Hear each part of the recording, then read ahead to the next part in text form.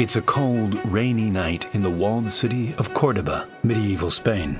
Watchmen guard the city, unaware that an entire army of Christian soldiers are about to launch a surprise attack.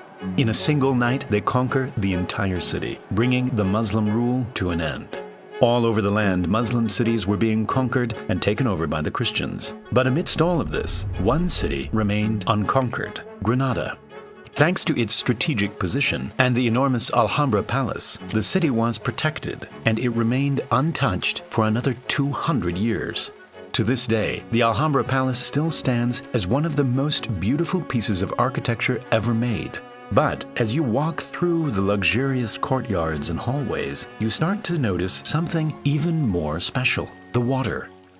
Winding its way through the palace is a mind-blowing network of medieval pipes and channels that carry water to vibrant gardens, thermal baths, and elegant fountains. The engineering required to pull this off was astonishing, and it gave the palace things like underfloor heating and fountains that could tell the time. This incredible system also kept the palace cool and brought life to the surrounding nature for hundreds of years. We modeled the entire thing to show you how it all worked and the lost mechanisms that once allowed the water to defy gravity and travel uphill. When the ruler of Granada commissioned the palace, the engineers had one major problem. The hill was around 200 meters above Granada's main river, and getting water up to the palace would be a huge challenge. And so they followed the river 6 kilometers upstream to a point that was considerably higher than the palace. From here, they dammed the river and started redirecting it down a new channel known as the Royal Canal. With meticulous planning, it navigated its way through the difficult terrain, maintaining a very shallow slope until it arrived just outside the palace.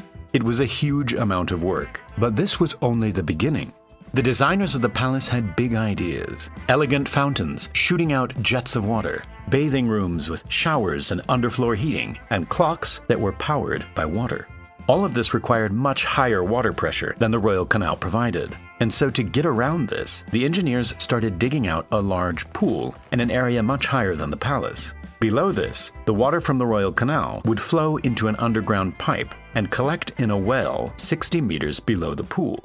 At the top of the well, the engineers installed a water wheel equipped with buckets that could be turned by an animal. This would raise the water up to the surface and fill the storage pool with around 400 cubic meters of water.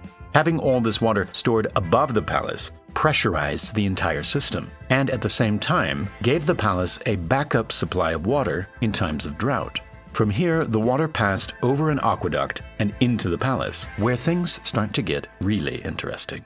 The water would split off into a complex network of carefully designed channels, carrying just the right amount of water to the pools and fountains all around the palace. The most impressive of which was located at the heart of the palace. Built in the 14th century, it featured 12 lions that each shot out a jet of water to show what time of day it was.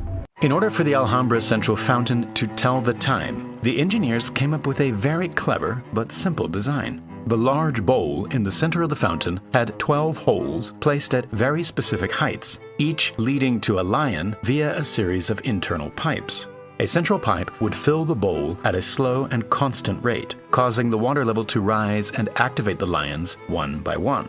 The holes were so precisely calculated and the water supply was so constant that it would take exactly 1 hour to reach the next hole. After 12 hours, the bowl would be full of water, and a clever siphon inside the bowl would reset the system naturally. As the water inside the bowl started to rise, so did the water in the siphon. Once it reached the top of the siphon, it would curve and start falling down the drainage pipe. At this point, a seal was created and no air could get in to replace the falling water. This activated the siphon, and the surface tension of the falling water would pull the rest of the water with it. In a matter of seconds, the bowl would drain completely and the process would start again. The water from the lions would exit via 4 shallow channels in the ground and continue on throughout the palace, eventually reaching another engineering marvel: the thermal baths. This is where the kings and diplomats would come to relax and make deals. It featured a cold plunge pool, a hot room with heated flooring, and a steam room.